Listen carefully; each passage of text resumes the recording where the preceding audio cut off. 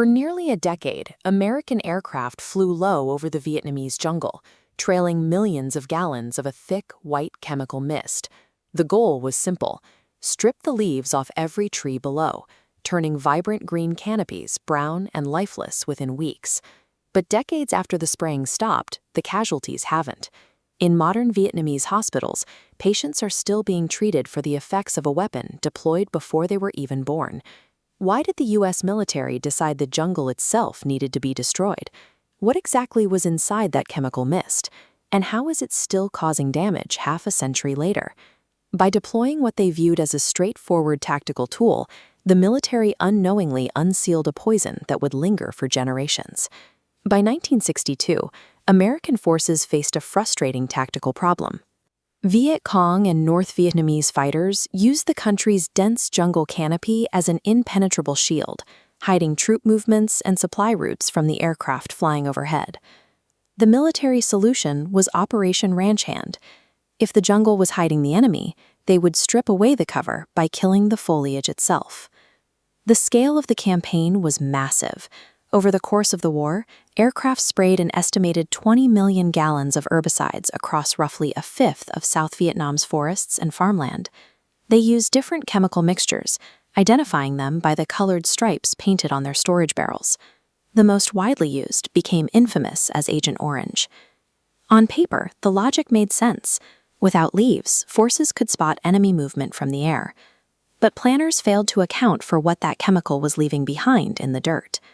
The herbicide molecules broke down relatively quickly after they hit the ground. The long-term damage came from an unintended manufacturing byproduct called dioxin, a contaminant the military and chemical companies fatally underestimated. Here's why dioxin is so dangerous. While primary herbicide molecules dissolve quickly, dioxin remains structurally intact, anchoring to the dirt.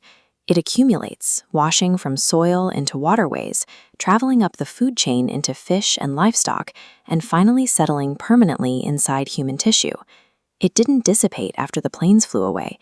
It concentrated, weaponizing the local food chain against anyone living in the sprayed areas. For the American soldiers operating in these regions, the consequences remained hidden for years. Many returned home healthy, only to develop aggressive cancers, Parkinson's disease, and other chronic illnesses decades later. It took the U.S. government until 1991 to formally acknowledge the connection between these illnesses and herbicide exposure. By then, many veterans had already died from conditions they couldn't prove were tied to their service.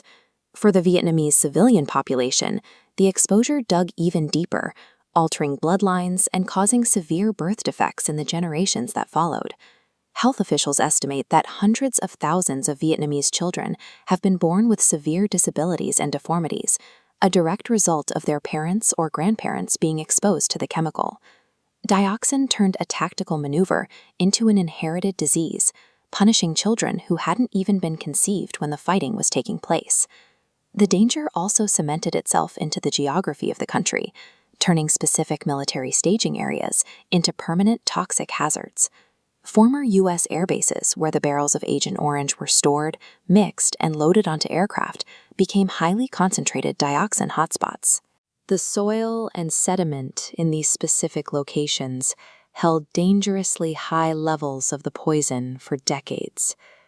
Major cleanup efforts at sites like the Da Nang airport only started in the 2000s, requiring massive, multi-year remediation projects that are still ongoing today. Agent Orange has quietly outlasted the ceasefire, the withdrawal, and the generation that fought the war.